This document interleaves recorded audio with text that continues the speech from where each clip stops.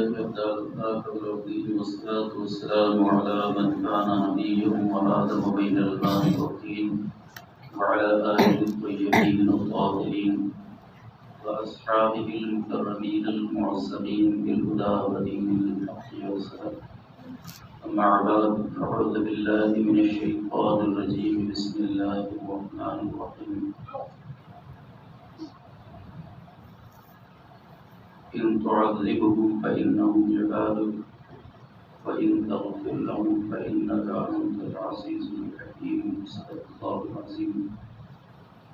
عقیدت احترام و محبت کے ساتھ بارگاہ رسالت میں ہدیہ درود و سلام کا نذرانہ پیش کریں. اللهم صل على سيدنا وحبيبنا ونبينا ومولانا محمد وعلى آله وصحبه أجمعين. اللہ تعالیٰ قرآن پاک میں ارشاد فرما رہا ہے کہ ان تعذبهم فإنهم عبادك، اور اگر تو عذاب فرمائے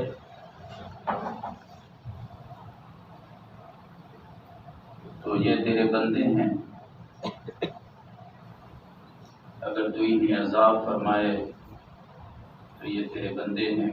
وَإِن تَغْفِرْ لَهُمْ، اور اگر تو انہیں بخش دے فَإِنَّكَ أَنْتَ الْعَزِيزُ الْحَكِيمُ، تو بے شک تو ہی غالب حکمت والا ہے. اللہ تبارک و تعالیٰ نے اس آیت مبارکہ میں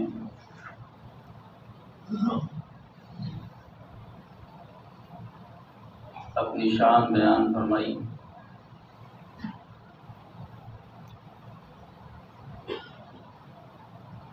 اپنی قدرت کا ذکر فرمایا.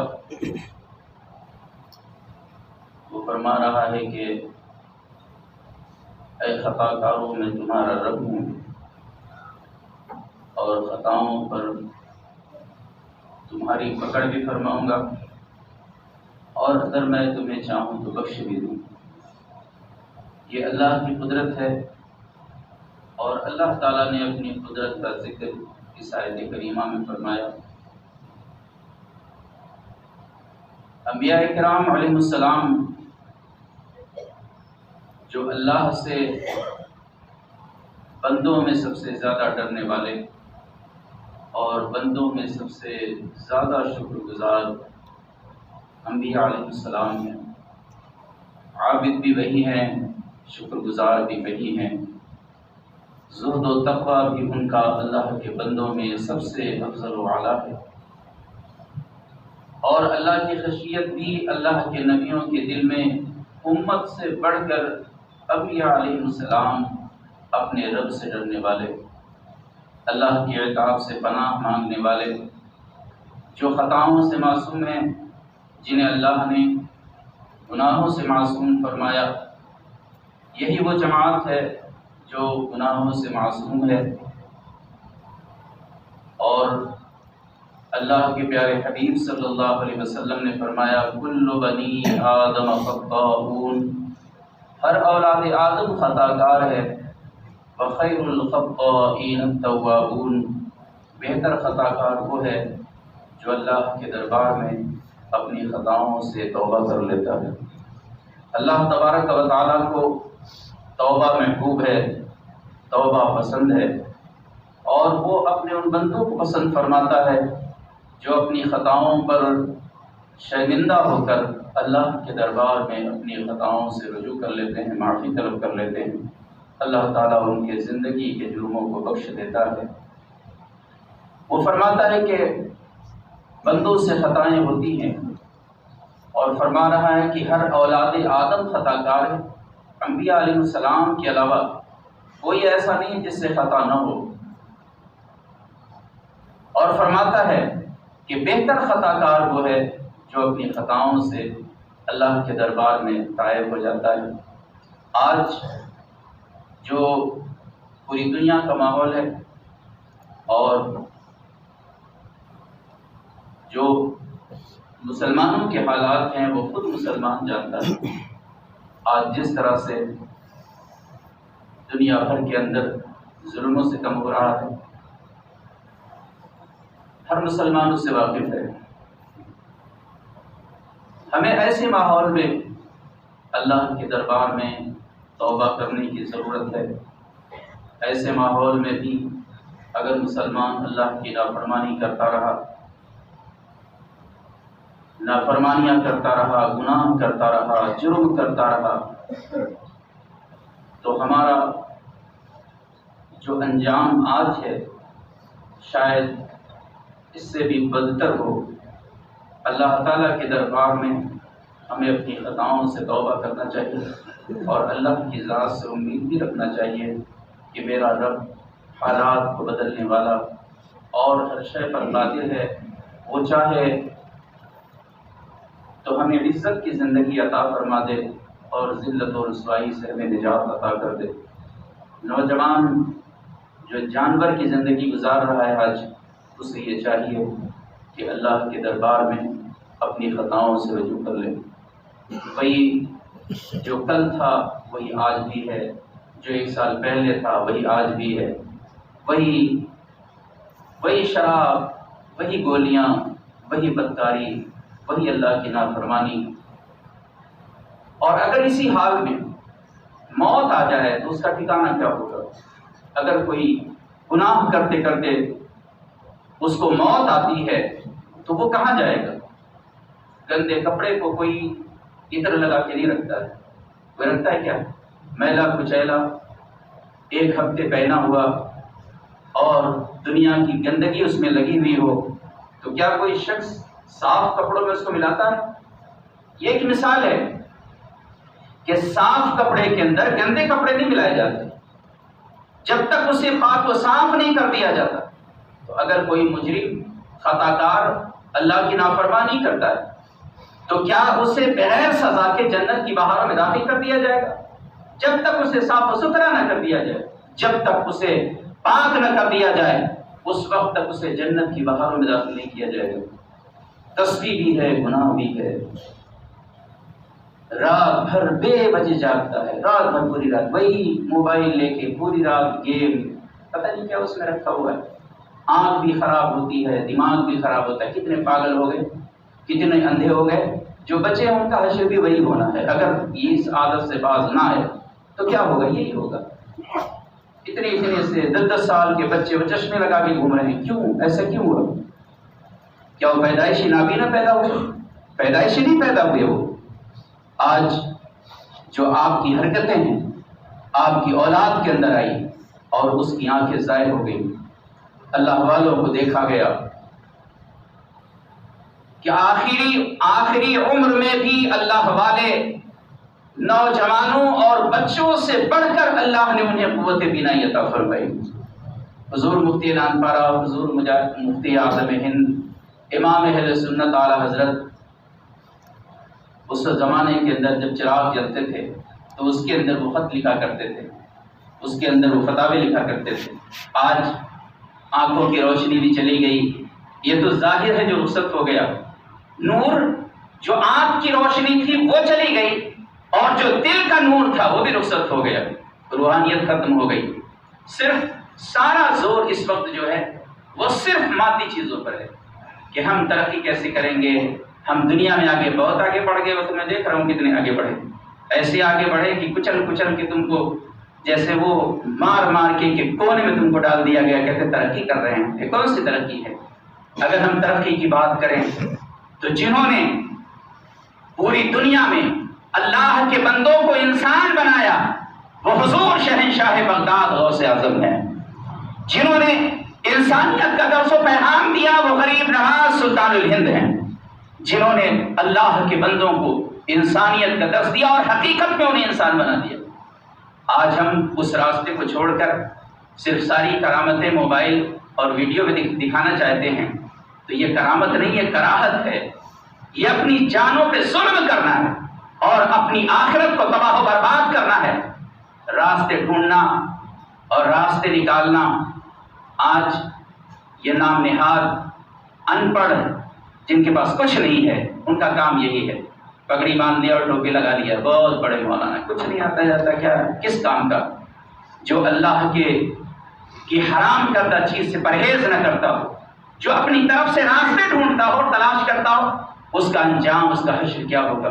ہمیں یہ چاہیے کہ ہم اپنے ان اکابرین کے دیے ہوئے حکم پر قائم رہیں جو ہمیں امام اہل سنت اعلی حضرت نے عطا فرمایا ہے، جو مفتی اعظم ہند نے عطا فرمایا ہے۔ ہم ان کے مشن اور ان کے طریقے پہ قائم رہیں۔ حضور تاج الشریعہ آخر تک اس پہ قائم رہے اور اسی پر اس دنیا سے چلے گئے۔ دنیا کہتی تھی کہ ان کے ساتھ کون ہیں، اور جب دنیا سے گئے تو دنیا نے دیکھا کہ ان کے ساتھ کتنے ہیں۔ اللہ کے بندوں کا ایک ہجوم ان کے ساتھ نظر آئے۔ تو آج ہمیں اللہ کے دربار میں توبہ کی ضرورت ہے۔ حضرت عیسیٰ علیہ السلام نے جب اپنی قوم کو پیغام حق پہنچایا تو آپ نے دیکھا کہ بعض وہ لوگ ہیں جو ایمان میں داخل ہو گئے، جنہوں نے اللہ کی کتاب پہ عمل کیا، انجیل پہ عمل کیا، حضرت عیسیٰ علیہ السلام کے حواریوں میں ہو گئے، حضرت عیسیٰ علیہ السلام کے ساتھ ساتھ رہنے لگے۔ اور آپ نے یہ بھی دیکھا کہ بعض وہ ہیں کہ جو آج بھی کفر پر اور شرک پر قائم ہیں۔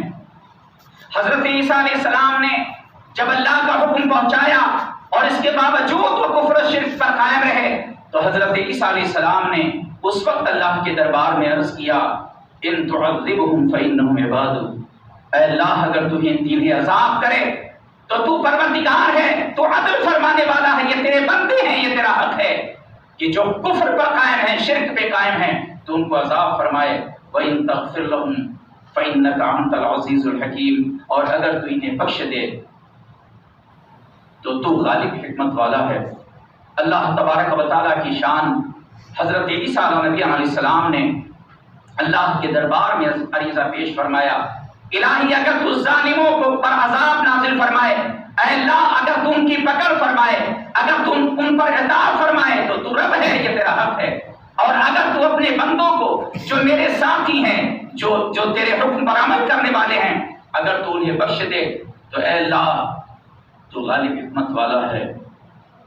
یہ تیری ہی شان ہے کہ اپنے بندوں کو، گنہگاروں کو بھی بخش دیتا ہے۔ بعض وہ گناہ ہے جو معاف ہو جاتے ہیں، لیکن کیوں کفر و شرک و جرم ہے جو معاف نہیں ہوتا ہے جب تک کہ وہ ایمان میں داخل نہ ہو جائے۔ تو ہمیں یہ چاہیے کہ ہم ایمان پر قائم رہیں۔ بہت سارے لوگ ہیں فرائض میں فرق کرتے ہیں، وہ سمجھتے ہیں کہ نماز تو فرض ہے، زکوٰۃ جب دینے کی باری آتی ہے تو غافل ہو گئے، وہ دونوں میں انہوں نے فرق کر دیا۔ لیکن آپ کو پتہ نہیں، حضور کا فرمان ہے کہ یہ جس طرح نماز فرض ہے یوں ہی زکوٰۃ بھی فرض ہے۔ قرآن پاک میں اللہ تعالیٰ نے دونوں کا ایک ساتھ ذکر فرمایا، اقیموا الصلاۃ وآتوا الزکاۃ۔ اللہ تعالیٰ نے ساتھ ساتھ دونوں کا ذکر فرمایا ہے، نماز بھی فرض ہے اور زکوٰۃ بھی فرض ہے۔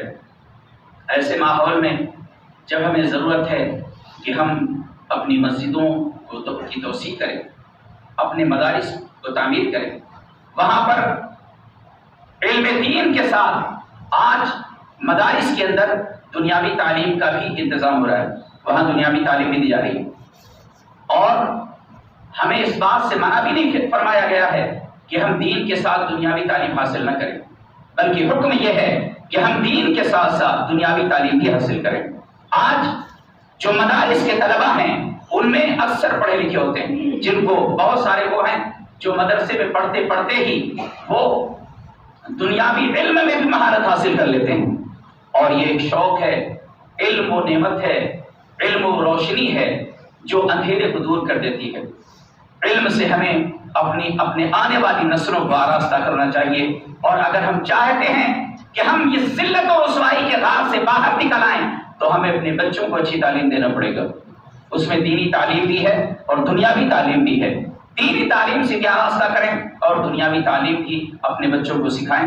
اللہ تبارک و تعالیٰ نے ہمیں ماہ رمضان المبارک عطا فرمایا، یہ میرے رب کا بہت بڑا انعام ہے اس امت پر۔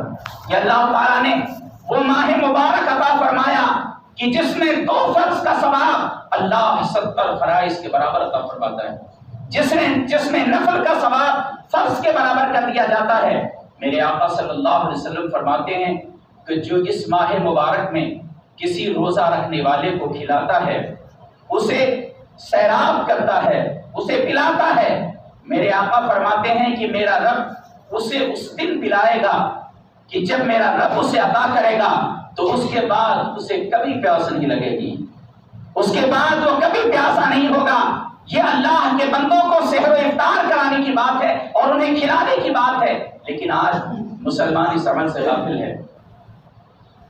اتنی بڑی بستی میں جب ہزاروں لوگ نماز کے لیے آتے ہیں اور نماز پڑھتے ہیں، اور مدارس کے اندر سال میں ایک مرتبہ لوگ دیتے ہیں، ہندوستان بھر سے مدارس کے علماء یہاں آتے ہیں، اس کی وجہ یہ ہے کہ بمبئی شہر میں علماء کی مشقت ہے، ان کی محنتیں کہ انہوں نے عوام کو یہ ترغیب دی اور انہوں نے عوام کو اس بات پر تیار کیا کہ ہماری جو کامیابی ہے وہ مدارس کی بنیاد کو مضبوط کرنے میں ہے۔ مدارس اسلامیہ جو ہندوستان بھر میں اہل سنت کے ادارے ہیں، ہمیں یہ چاہیے کہ ہم ان کے اداروں کو مضبوط کریں اور ہم ان کا تعاون کریں، اور خاص کر اس سال تو ہمیں زیادہ سے زیادہ ان مدارس کا تعاون کرنا چاہیے۔ اس لیے جو دشمنان اسلام ہیں، جن کا ہر مذہب کا اس ہندوستان کے اندر ہر مذہب کی مذہبی تعلیم ہوتی ہے، کوئی مذہب ایسا نہیں جس کی مذہبی تعلیم ہندوستان میں نہ ہوتی ہو۔ کرسچنوں میں ہوتی ہے، سکھوں کے اندر ہوتی ہے، ہندو مذہب کے اندر ہوتی ہے، ہر مذہب کے اندر ہر مذہب کی تعلیم ہوتی ہے، ان کے دھرم کی تعلیم دی جاتی ہے۔ آپ کو مسلمانوں کی تعلیم سے کیا اعتراض ہے؟ آپ کو اتنا خوف مسلمانوں کو تعلیم دینے سے کیوں ہے؟ آج صرف اہل ایمان کے پیچھے یہ حکومتیں کیوں پڑی ہوئی ہیں؟ بات بالکل صاف واضح اور ظاہر ہے کہ آدمی آج ان کے ذہن میں اس قدر زہر بھرا ہوا ہے۔ جو قوم اپنے ملک کی محافظ ہے، جس قوم نے اس ملک کے لیے قربانیاں دی ہیں، چاہے وہ آزادی کی جنگ ہو یا اس کے بعد کی جنگیں ہوں، جس میں مسلمانوں نے اپنی جان کی قربانیاں پیش کیا ہے، آج ان کی قربانیوں کو بھلایا جا رہا ہے۔ یہ ناانصافی، اور لوگ جو سمجھ والے سمجھ بوجھ رکھتے ہیں ان کو یہ بات اچھی طرح معلوم ہے کہ یہ ان کا فتنہ و فساد کرانا صرف اس مقصد کے لیے ہے کہ وہ یوں ہی حکومت کرتے رہیں، لیکن اللہ کی پکڑ بڑی سخت ہے۔ ان بطش ربک لشدید، اللہ فرماتا ہے کہ تمہارے رب کی پکڑ بڑی سخت ہے۔ اللہ کی ایسی سخت ترین پکڑ ہے کہ بڑے سے بڑے ظالم، بڑے سے بڑے سرکش کو اللہ تعالیٰ نے زمین میں، بعض پر تو ایسا عذاب آیا کہ زمین کے اندر انہیں دھسا دیا گیا۔ قارون کو زمین میں دھسا دیا گیا، وہ بھی دھس گیا، اور اس کا خزانہ بھی زمین میں دھسا دیا گیا۔ مصر میں آج تک لوگ گھومتے ہیں کہ قارون کا خزانہ، بیوقوفوں کو پتہ ہی نہیں ہے کہ جس کے لیے اللہ کا حکم ہو کہ اے زمین تو اسے نکل لے، اب اسے دنیا کی کون سی طاقت ڈھونڈ پائے گی؟ 40 گھر اس کے خزانے کے تھے قارون کے۔ جب حضرت موسیٰ کلیم علیہ السلام نے اس کے لیے بد دعا کی تو کہنے لگا کہ موسیٰ کلیم نے اس لیے بد دعا کر کے قارون کو زمین میں دھسا دیا۔ آپ تو بد دعا کر رہے تھے، وہ چیخ رہا تھا اللہ کے پیغمبر میں توبہ کر رہا ہوں، لیکن حضرت موسیٰ کلیم نے اس کی طرف کوئی توجہ نہیں فرمائی۔ معلوم تھا کہ یہ سرکش ہے، یہ ظالم ہے، یہ باز نہیں آئے گا۔ وہ پہلے گھٹنوں تک دھسا، کمر تک دھسا، سینے تک دھسا، اور اسی مصر کی زمین کے اندر وہ زمین کے اندر دھستا چلا گیا۔ لوگوں نے کہا اس لیے دھسایا کہ یہ خزانہ حضرت موسیٰ کلیم کو مل جائے۔ آپ نے فرمایا ظالموں، تمہیں خبر ہی نہیں ہے، اللہ کا نبی تو سوکھی روٹیاں کھا کے زندگی گزارنے والا ہے، انہیں ان خزانوں سے کیا واسطہ ہے؟ آپ نے اس کے بعد دعا فرمائی الہی اس کے 40 گھر خزانے کو بھی زمین کے اندر دفن کر دے۔ وہ 40 گھر خزانے کے زمین میں دفن کر دیے گئے، جس سے مسلمان کس وقت بڑی محبت کرتا ہے۔ سونا نہ چلا چھوٹے، چاندی نہ چلی جائے، پیسہ نہ چلا جائے۔ کچھ لوگ تو ایسے اس وقت ان کے اندر انانیت ہے، جب ان کے پاس مال آتا ہے تو پہلے تو وہ نیچے سر رکھتا ہے، جب مال آتا ہے تو اوپر اٹھاتا ہے، اور جب اوپر اٹھاتا ہے تو میرا رب اسے نیچے کرتا ہے۔ جب کوئی اپنے مال، اپنی دولت پہ غرور کرتا ہے، مال وہ ہے جس مال سے میرے رب کی رضا حاصل ہو جائے۔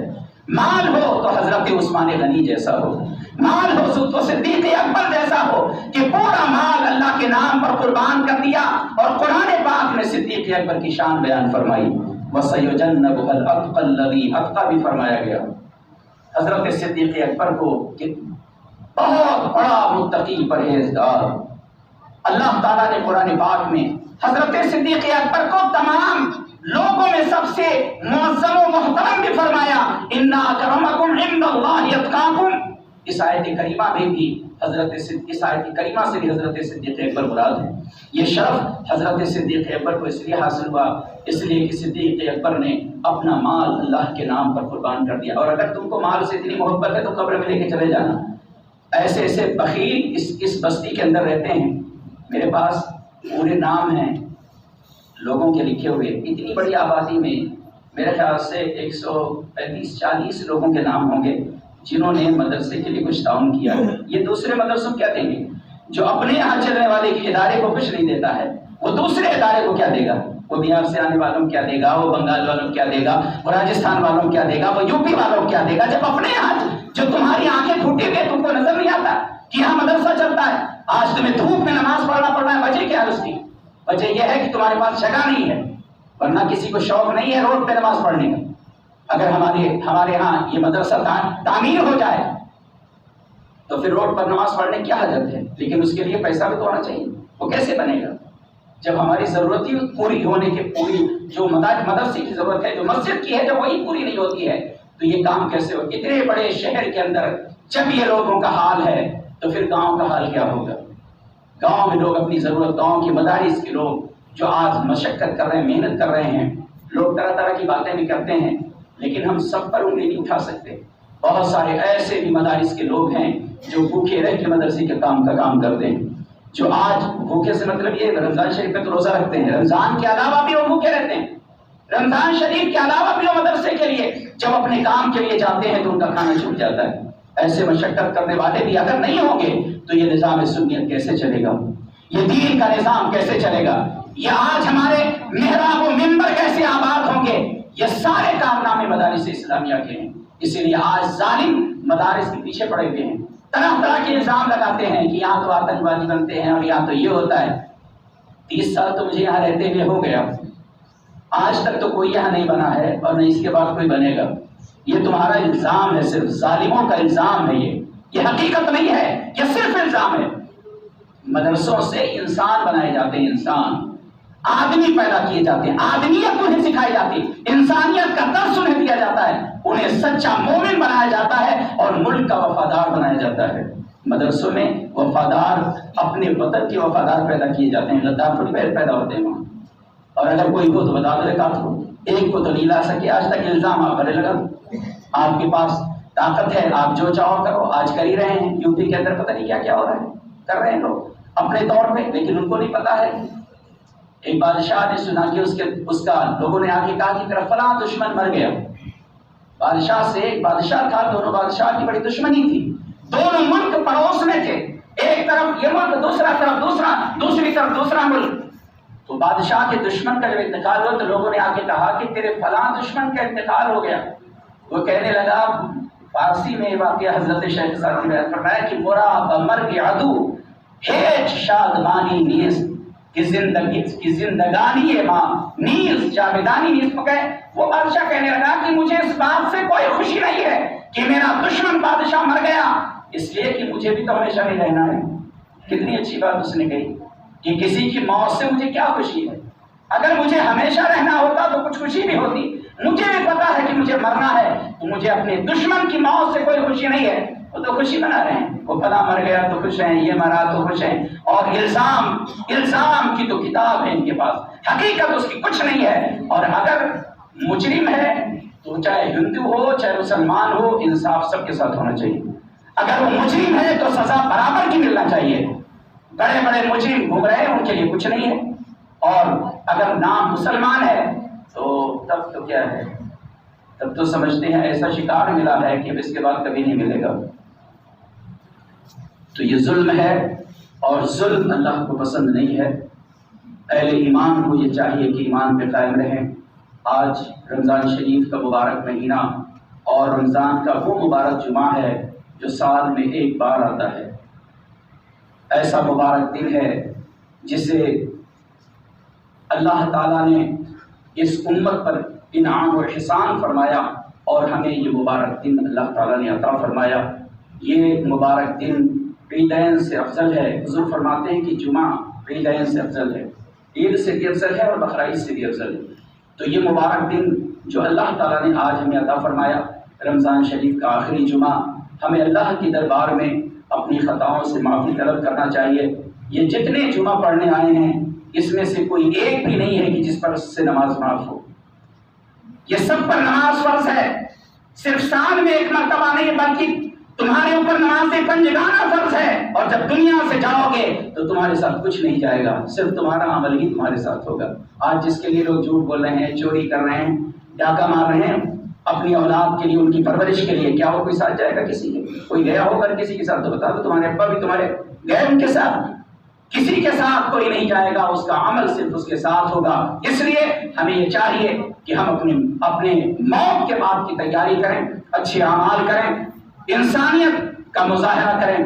آج مسلمان بات پہ لڑتا ہے، بات پہ. رمضان شریف میں بھی اس کو چین نہیں ہے ذرا بھی، پوری رات بیٹھ کے پوری رات جاگتا ہے، پتہ نہیں کیا کرتا ہے. یہ بھی نہیں کہ کچھ قرآن شریف پڑھتا ہو، کچھ تسبیح پڑھتا ہو، کچھ اللہ کا ذکر کرتا، وہی تفریح، کوئی وہ کرکٹ کھیل رہا ہے. یہ اس لیے رمضان شریف آتا ہے، یہ گناہ کے لیے. اگر اللہ کی نافرمانیاں کوئی کرتا ہے اس میں ہنسی مذاق بھی کرے گا. رمضان شریف کی راتیں اللہ کی عبادت کے لیے ہیں، اللہ کے ذکر کے لیے ہیں. اور اگر تم کو نہیں کرنا ہے تو چپ سے اپنے گھر میں جا کے سو جاؤ. کیوں جاگتا ہے پوری رات، کیوں آخرت برباد کر رہا ہے؟ اللہ تبارک و تعالیٰ اس قوم کو عمل کی توفیق عطا فرمائے. ہم تو کہنے کی سوا اور کیا کر سکتے ہیں، ہم صرف راہ دکھا ہی سکتے ہیں. ہم تو مائل بکرم ہے کوئی سائل ہی نہیں، راہ دکھلائیں کسے رہ روے منزل ہی نہیں. یہاں تو کوئی چلنا ہی نہیں چاہتا. کام صرف اتنا ہے اہل علم کا کہ لوگوں کی رہنمائی کریں، لوگوں کو اچھی تعلیم دیں، انہیں اچھا راستہ دکھائیں. آپ کو یہ چاہیے کہ اس رمضان شریف کے مبارک مہینے میں، اور آج کا یہ آخری جمعہ رمضان شریف کا ہے، اللہ کے دربار میں اپنی خطاؤں سے تائب ہو جائیں. آپ کو تو خوشی ہوگی کہ عید آ رہی ہے، لیکن صحابہ خوش نہیں ہوتے تھے. صحابہ کرام رضوان اللہ علیہم اجمعین عید کی تو خوشی ہوتی تھی، لیکن رمضان شریف کے گزرنے کا غم بھی انہیں ہوتا تھا. وہ زار و قطار روتے تھے، آنسو بہاتے تھے. اے اللہ تو رمضان شریف کے مہینے تو سال بھر کا فرما دے. یہ صحابہ دعا کرتے تھے. ایسی محبت انہیں رمضان شریف سے تھی. یہ برکتیں، یہ بہاریں جو آج آپ دیکھ رہے ہیں چند دنوں کے بعد رخصت ہو جائیں گی. نہ وہ مسجد میں لوگوں کا ہجوم نظر آئے گا، نہ وہ تلاوت کرنے والے نظر آئیں گے، نہ تسبیح پڑھنے والے نظر آئیں گے. یہ برکت ہے اور یہ فضل ہے اللہ کا اس امت پر، امت مصطفیٰ صلی اللہ علیہ وسلم پر، کہ اللہ نے ہمیں اپنی عبادت و بندگی کی سعادت نصیب فرمائی. اللہ کے دربار میں یہ دعا کریں کہ اللہ تعالیٰ بعد رمضان بھی ہمیں نمازوں کی پابندی کی توفیق نصیب فرمائے. جس طرح آج آپ پابندی کر رہے ہیں، اللہ کے دربار میں یہ دعا کریں کہ اللہ تعالیٰ ہمیں بعد رمضان بھی نمازوں کا پابند فرما دے. اور اگر آپ نماز کی پابندی کریں گے، جو بھی کاروبار آپ کریں گے، اللہ اس کاروبار کے اندر بے پناہ برکت پیدا فرما دے گا. دو عمل آپ کے لیے نہایت ضروری. ایک تو یہ ہے کہ آپ صحیح طریقے سے اپنے مال کی زکات نکالیں، اور جب اپنے کام کی ابتدا کریں تو پہلے آپ نماز ادا کریں، نماز فجر ادا کریں، اور اس کے بعد آپ روزی کی تلاش میں نکل جائیں. اللہ تعالیٰ بے شمار رزق عطا فرمائے گا. تو اللہ تعالیٰ ہمیں اور آپ سب کو عمل کی توفیق عطا فرمائے. اور آج کے اس مبارک دن کو اللہ تعالیٰ ہم سب کی اور جملہ اہل ایمان کی، حضور کے عاشقوں کی مغفرت کا اللہ ذریعہ بنا دے.